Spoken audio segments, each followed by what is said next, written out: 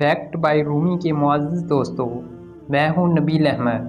آپ سب دیکھنے اور سننے والوں کو السلام علیکم۔ پیارے دوستوں، فرشتوں کی موت کیسے ہوگی؟ فرشتوں کو اللہ تبارک و تعالیٰ اپنے عرش کے نیچے کب اکٹھا کرے گا؟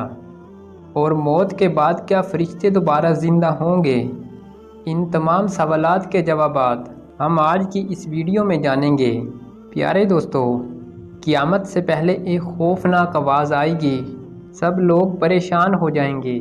خوفناک آواز سے سورج پھٹ جائے گا، تارے ٹوٹ کر زمین پر آ گریں گے اور پہاڑ ریزہ ریزہ ہو کر روئی کے گالوں کی طرح اڑ جائیں گے۔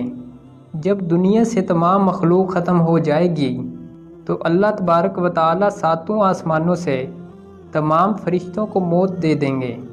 اللہ تعالیٰ پھر فرمائے گا، بتاؤ آج کے دن کون باقی ہے اور کس کی بادشاہی قائم ہے؟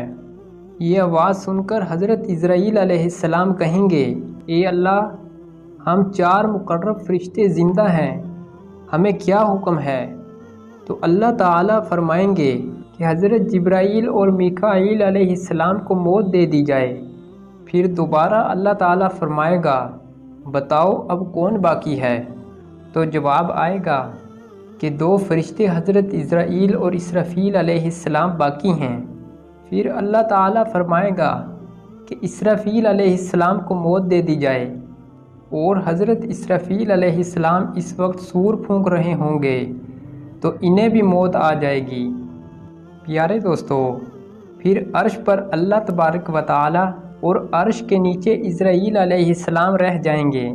پھر اللہ تعالیٰ حضرت عزرائیل علیہ السلام کو بھی موت دے دیں گے، اور پھر اللہ تعالیٰ فرمائے گا، بتاؤ آج کے دن کس کی بادشاہت قائم ہے؟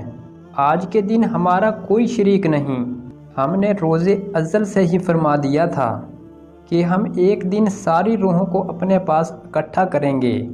پھر اللہ تبارک و تعالیٰ 7 زمینوں اور 7 آسمانوں اور سارے سمندروں کو اپنے حکم سے اپنے پاس بلا لے گا، اور تمام ذی روح کو اپنے عرش کے نیچے اکٹھا کر کے میزان عدل قائم کرے گا، اور ہر ذی روح نے دنیا میں جو بھی اعمال کیے ان سے ان کا پورا بدلہ لیا جائے گا۔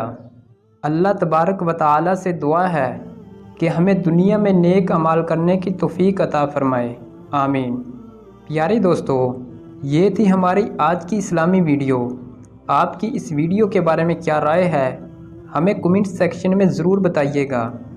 اگر آپ کو ہماری یہ ویڈیو اچھی لگی ہے تو چینل کو لازمی سبسکرائب کریں۔ ملتے ہیں ایک نئی اسلامی ویڈیو میں، تب تک کے لیے اللہ نگہبان۔